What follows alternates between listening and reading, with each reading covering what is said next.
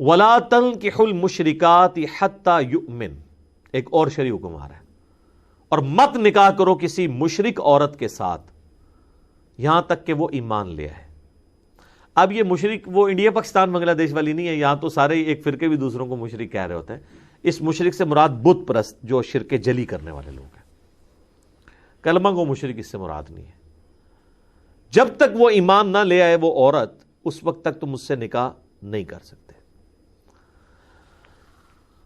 لیکن اس میں ایک ایکسیپشن دے دی گئی ہے سورۃ المائدہ کے اندر جا کے کہ جو اہل کتاب کی عورتیں ہیں نا وہ مسلمان مردوں کے لیے حلال ہیں، سٹارٹ کے اندر ہی سورہ المائدہ میں، لیکن صرف عورتیں ان کی حلال ہیں،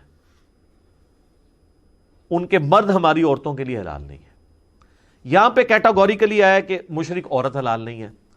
صحیح بخاری میں آتا ہے کہ عبداللہ بن عمر کا ایک تفرد تھا کہ وہ یہ مانتے تھے کہ یہ جو آیت ہے نا کہ مشرک عورت سے نکاح نہیں ہو سکتا، اس کیٹیگری میں یہود و نصارہ بھی فال کرتے ہیں، اور وہ کہتے تھے کہ اس سے بڑا شرک کیا ہوگا کہ کوئی شخص حضرت عیسیٰ کو اللہ کا بیٹا کہے، تو میں تو نہیں سمجھتا کہ ایسی عورت کے ساتھ نکاح حلال ہو۔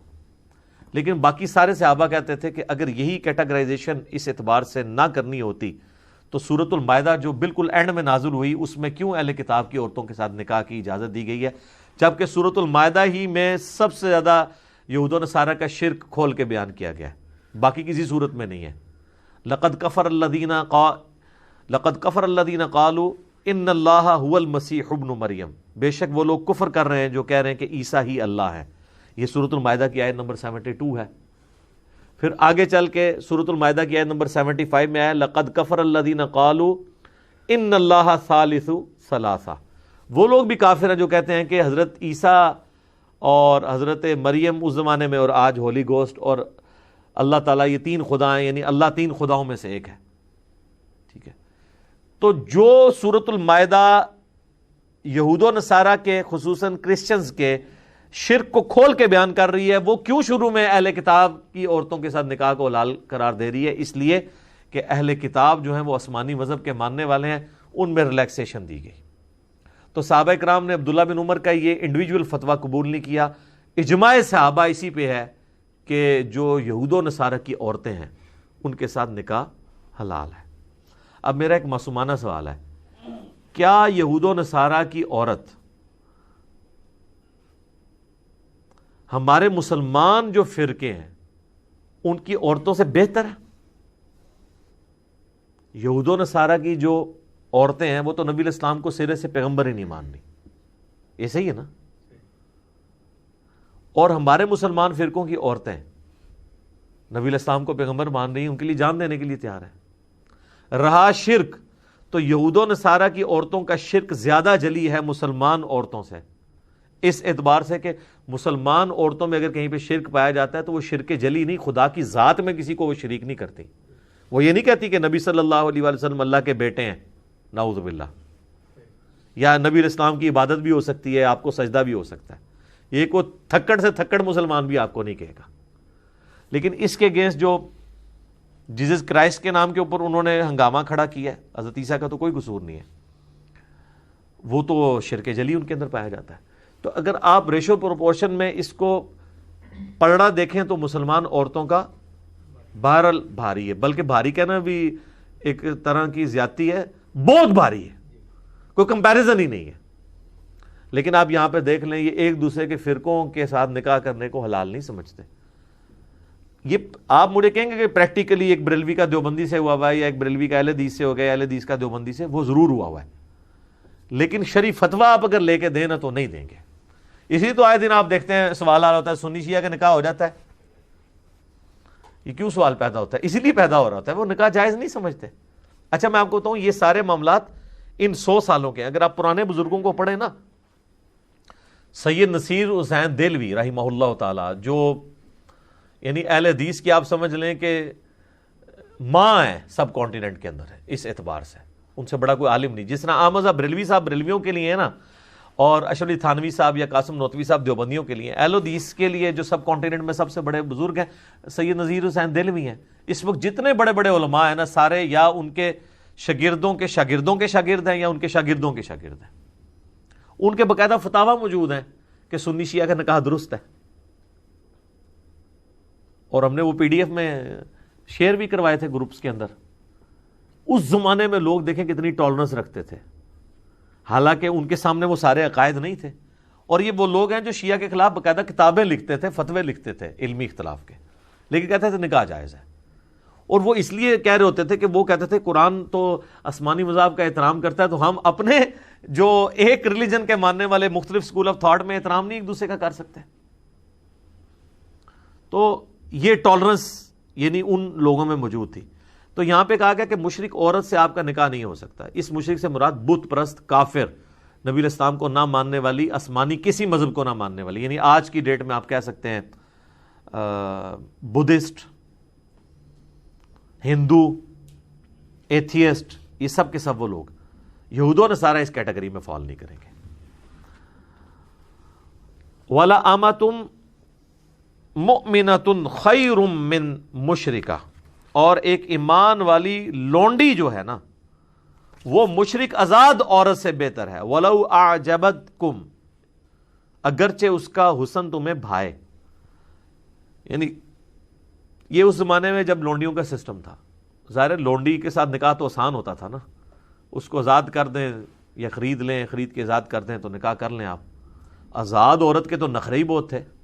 آج بھی آپ ذرا عرب میں چلے جائیں، ایک مرد پس جاتا ہے ایک شادی کے لیے، لوگ تو سمجھتے ہیں عربی یاش ہیں، عربی یاش ہیں، وہ سارے یہ چند ایک لوگ ہیں جو عرب پتی لوگ ہیں، ادروائز عربیوں کی تو بیچاروں کی شادی کوئی نہیں ہوتی ہے۔ یہ بھی آج آپ نئی بات لے جائیں، ذرا عربیوں سے ڈائریکٹ پوچھیں تو صحیح وہاں شادی کتنا عذاب ہے ان کے لیے، پوری زندگی وہ جوڑتے رہتے ہیں۔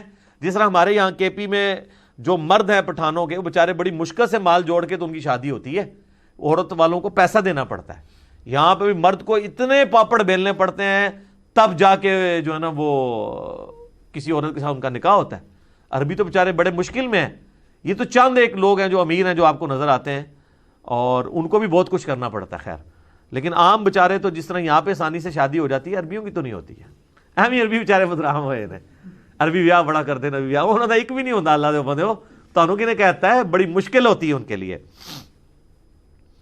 تو وہ پھر کیا لونڈیاں جو ہیں وہ، تو کہا گیا کہ آزاد عورت جو ہے نا وہ مشرک عورت ہے اور آزاد ہے، اور اس کا حسن بھی ہے، اس سے بہتر ہے ایک مسلمان لونڈی تمہیں مل جائے، وہ بہتر ہے کہ اس سے نکاح کر لو۔ وَلَا تُنكِحُوا الْمُشْرِكِينَ حَتَّى يُؤْمِنُوا، اور اپنی عورتوں کا بھی، اپنی بچیوں کا بھی نکاح نہ کرو کسی مشرک مرد کے ساتھ یہاں تک کہ وہ ایمان لے آئے۔ جب تک ایمان نہیں کوئی لے کے آتا نا، اس وقت تک آپ اس کے ساتھ نکاح نہیں کر سکتے۔ وَلَا عَبْدٌ مُؤْمِنٌ خَيْرٌ مِّن مُشْرِك، اور ایک مومن جو غلام ہے نا وہ بہتر ہے ایک مشرک آزاد مرد سے۔ اب اس چیز کی آپ انٹینسٹی آج فیل نہیں کر سکتے، اس لیے کہ یہاں سے لونڈی سسٹم اور غلام سسٹم ختم ہو چکے ہیں، لیکن عرب میں تو یہ جناب زندگی موت کا مسئلہ تھا۔ آج بھی آپ ہمارے کچھ گاؤں ایریا میں چلے جائیں تو آپ اس چیز کو فیل کر سکتے ہیں۔ وہ کہہ دیتے ہیں جی یہ موچی ہیں جی، یہ فلاں ہیں جی، ہم چودھری ہیں جی، ہم جٹ ہیں، ہم گجر ہیں، تو وہ اس چیز کو عیب سمجھتے ہیں۔ اور بعض اوقات آپ اکثر خبروں میں سنتے ہیں کہ وہ مطلب قتل و غارت پہ بھی اتر آتے ہیں۔ اگر کوئی ایک چھوٹے خاندان کی عورت کی شادی بڑے کسی خاندان کے مرد والے کے ساتھ ہو جائے، یعنی میں لو میرج کے پوائنٹ آف ویو سے بات کر رہا ہوں، تو وہ مار دیتے ہیں، اور بعض کا دونوں کو ہی مار دیتے ہیں۔ وہ کہتے ہیں جی ہمیں اپنی عزت زیادہ پیاری ہے۔ تو یہ ہلکی سی جھلک ہے عرب کے لوگوں کی اس ماڈرن دور کے اندر بھی۔ تو وہ جو عرب کے اس زمانے کے لوگ تھے وہ تو اس کو بڑا عیب سمجھتے تھے۔ اولئک یدعون الی النار، یہ جو مشرک ہیں یہ تو تمہیں آگ کی طرف بلا رہے ہیں۔ واللہ یدعو الی الجنہ، جبکہ اللہ تمہیں بلا رہا ہے جنت کی طرف۔ یعنی بہت بڑا ڈیفرنس ہے، اللہ کے ماننے والے اور طاغوت کے ماننے والے، شیطان کے ماننے والے، بتوں کی پرستش کرنے والے کبھی بھی اکٹھے نہیں ہو سکتے۔ والمغفرہ بإذنہ، اللہ تعالیٰ تمہیں بلاتا ہے جنت کی طرف اور مغفرت کی طرف اپنی توفیق سے۔ کیا بات ہے جی، اللہ نے اس چیز کو اپنی توفیق کے ساتھ کر دیا کہ یہ ہر ایک بندے کے لیے ہوگا بھی نہیں جب تک اللہ کی توفیق نہ ہو۔ تو یہ بات یاد رکھیے گا، مسئلہ تقدیر کے حوالے سے بھی مولانا مودودی نے تو خیر بہت زبردست گفتگو کی ہوئی ہے تفہیم القرآن میں۔ میں نے بھی مسئلہ تقدیر کے اوپر جو لیکچرز ریکارڈ کروائے تھے نا، اس کا لب لباب یہی تھا کہ اللہ تعالیٰ تقدیر کے بارے میں جو اتنا ایمفیسائز قرآن میں کرتا ہے نا، وہ اس لیے کہ کوئی شخص پوری ایفرٹ پٹ کرنے کے بعد بھی اپنے آپ کو اللہ سے آزاد نہ سمجھے. جب تک اللہ کی توفیق شامل حال نہیں ہوگی نا، آپ جو مرضی کر لیں کچھ بھی نہیں ہونا. اور صرف اللہ کی توفیق سے کچھ نہیں ہونا اگر آپ نے خود کوشش نہیں کرنی، اس لیے کہ اللہ نے آپ کو توفیق ہی نہیں دینی. توفیق آتی ہی اس کے لیے جو کوشش کرتا ہے. والذین جاہدوا فینا لنہدینہم سبلنا، جو لوگ ہماری راہ میں کوششیں کریں گے نا، کوشش کریں گے، انہی کے لیے ہم اپنی راہیں کھولیں گے. تو آپ کو صحابہ کرام کی زندگی میں، اہل بیت کی زندگی میں یہ نمونہ نظر آتا ہے کہ انہوں نے اپنی ایفرٹ پٹ کی ہے. یعنی انہوں نے ایویں جنت نہیں کما لی ہے، انہوں نے پوری کوشش کی ہے جو ایک انسان پٹ کر سکتا تھا. تو اللہ تعالیٰ تمہیں جنت کی طرف اور مغفرت کی طرف بلاتا ہے بِإِذْنِ، اپنے اذن سے، اپنی توفیق سے. وَيُبَيِّنُ آیَاتِهِ لِلنَّاسِ لَعَلَّهُمْ يَتَذَكَّرُونَ، اور وہ اپنی آیات کھول کھول کر بیان کرتا ہے تاکہ لوگ اس سے نصیحت حاصل کر سکیں. یہ کھول کھول کے بعد اس لیے یہ لفظ بولا جاتا ہے. جب دیکھیں اب یہ بار بار یہ لفظ ریپیٹ ہو رہا ہے کہ کوئی شخص یہ نہ کہ یہ کس قسم کی، یعنی جو ہے وہ نعوذ باللہ کوئی سیکسی قسم کی گفتگو ہو رہی ہے. حالانکہ آپ دیکھیں بڑی لمٹس کے اندر ہے، ایک لمٹ کو کراس نہیں کیا جا رہا، اور پھر بنیادی آئلی زندگی کو ڈسکس کیا جا رہا ہے. تو اتنی باریکی میں جانے کی کیا ضرورت ہے؟ تو اللہ تعالیٰ ہمارے ہم اس لیے کر رہے ہیں کہ تمہیں کھول کھول کے آیات بیان کریں کہ کسی کو کوئی وہم باقی نہ رہ جائے. تو یہ ایک اچھے استاد کی علامت ہوتی ہے کہ وہ جو ہے وہ 5 منٹ کا کلپ نہیں بناتا بلکہ 50 منٹ کی پوری گفتگو سمجھاتا ہے. کیونکہ 5 منٹ کے کلپ میں تو 50 سوال اور پیدا ہو جائیں گے، اور 50 منٹ کی گفتگو میں اگر کہیں سے کوئی وسوسہ سر اٹھائے گا تو اس کا جواب اس کو مل جائے گا اس میں.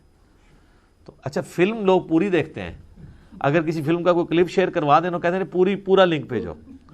کلپ کسی نے بھیجیے نا 40 منٹ کا، وہ کہتے ہیں کوئی 3 منٹ کا کلپ بھیجو. بھائی 3 منٹ یہ دسیا جا سکتا ہے کہ بھائی فجر دے 2 فرض نے تے زہر دے جناب 4 نے تے مغرب دے 3 نے تے عشاء دے 4 نے، یہی دسیا جا سکتا ہے. 3 منٹ نماز کا طریقہ تو نہیں دسیا جا سکتا، کیونکہ نماز کا طریقہ بتائیں گے تو وہ اس ٹائم کتنے طریقے مارکیٹ میں ہیں، تو آپ کو بتانا پڑے گا یہ غلط کیوں ہے، یہ ٹھیک کیوں ہے، اس پہ ان کے کیا دلائل ہیں، اس پہ ہمارے کیا دلائل ہیں، اس پہ جب آپ یہ پیش کریں گے تو آگے سے وہ یہ کہانی کرائیں گے، جب وہ یہ کہانی کرائیں تو آپ نے یہ کرنا ہے. تو اس کے لیے رفع دین کا لیکچر جناب 2 گھنٹہ اور 11 منٹ کا ہی ہوگا نا. وہ 11 سیکنڈ کی ویڈیو تو نہیں ہو سکتی.